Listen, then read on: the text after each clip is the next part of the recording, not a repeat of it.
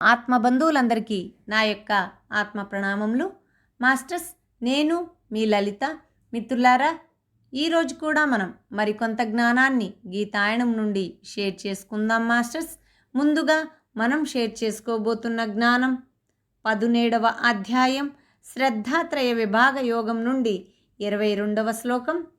అదేశకాలే యద్ధానం అపాత్రేభ్యశ్చ దీయతే అసత్కృతమవజ్ఞాతం తత్తామసముదాహృతం.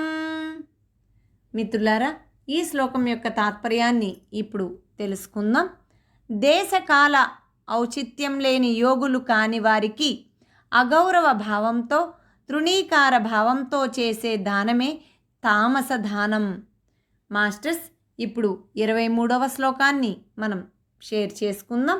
ఓం తస్సదితి నిర్దేశో బ్రహ్మణస్త్రివిధః స్మృతః బ్రాహ్మణాస్తేన వేదాశ్చ యజ్ఞాశ్చ విహితాః పురా. ఓం తత్ సత్ అనే 3 సంకేత పదాలు పరబ్రహ్మమునకు నిర్దేశింపబడ్డాయి. అంటే నిర్దేశములు. నిర్దేశము వల్ల వైదిక కర్మలలో ఏదైనా లోపం ఉంటే అది తొలగిపోతుంది. పూర్వం ఆ పరబ్రహ్మ చేతనే వేదాలు, యజ్ఞాలు, బ్రాహ్మణాది సమస్త ప్రాణులు కల్పించబడటం జరిగింది అనేది ఈ శ్లోకం యొక్క తాత్పర్యం. మాస్టర్స్, మిత్రులారా, ఇప్పుడు 24వ శ్లోకాన్ని మనం షేర్ చేసుకుందాం. తస్మాదోమిత్యుదాహృత్య యజ్ఞదానతపఃక్రియాః ప్రవర్తంతే విధానోక్త సతతం బ్రహ్మవాదినాం. మిత్రులారా, ఈ శ్లోకం యొక్క తాత్పర్యాన్ని ఇప్పుడు తెలుసుకుందాం. అందుచేతనే బ్రహ్మజ్ఞులు చేసే యజ్ఞ దాన తప కర్మలన్నీ అంటే నిత్య సత్యమైన పరబ్రహ్మను సూచించే ఓంకార ఉచ్చారణతోనే ప్రారంభమవుతాయి. మాస్టర్స్, ఇప్పుడు 25వ శ్లోకాన్ని మనం తెలుసుకుందాం. తదిత్యనభిసంధాయ ఫలం యజ్ఞతపః క్రియాయః దాన క్రియాశ్చ వివిధాః క్రియంతే మోక్షకాంక్షిభిః. మిత్రులారా, ఈ శ్లోకం యొక్క తాత్పర్యాన్ని ఇప్పుడు తెలుసుకుందాం. మోక్షకాములు స్వప్రయోజనాన్ని కోరకుండా చేసే యజ్ఞ దాన తప కర్మలన్నీ అంటే పరమాత్మయే పరమగమ్యము అని సూచించే తత్ శబ్దోచ్చారణతోనే చేయబడుతున్నాయి.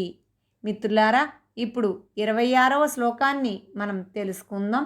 సద్భావే సాధుభావే చ సదిత్యేతత్ ప్రయుజ్యతే సస్తే కర్మణి తథా సచ్చబ్దః పార్థయుజ్యతే.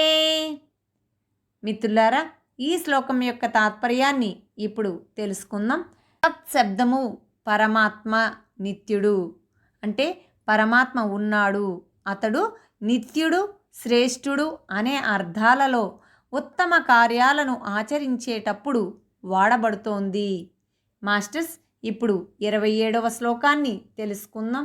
యజ్ఞే తపసి దానే చ స్థితిః సదితి చోచ్యతే కర్మ చైవ తదర్థీయం సదిత్యేవాభిధీయతే.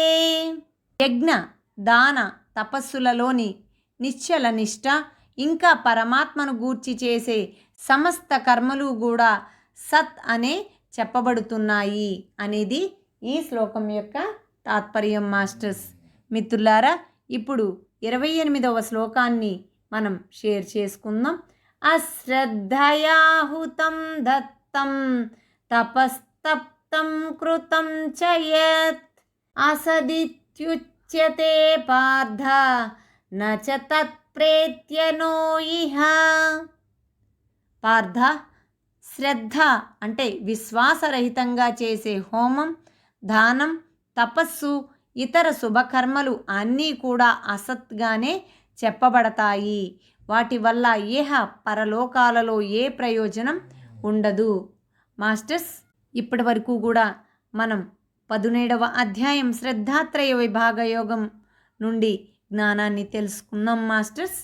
ఓం తత్సత్ ఇతి శ్రీమద్భగవద్గీతాసు ఉపనిషత్సు బ్రహ్మ విద్యాయాం యోగశాస్త్రే శ్రీకృష్ణార్జున సంవాదే శ్రద్ధాత్రయ విభాగ యోగో నామ సప్తదశోధ్యాయః. మాస్టర్స్, మరి ఈ జ్ఞానాన్ని అందరికీ కూడా షేర్ చేద్దాం మాస్టర్స్. మిత్రులారా, మరిన్ని వీడియో నోటిఫికేషన్స్ కోసం ఈ ఛానల్ను సబ్స్క్రైబ్ చేయండి, లైక్ చేయండి, షేర్ చేయండి. Thank you very much.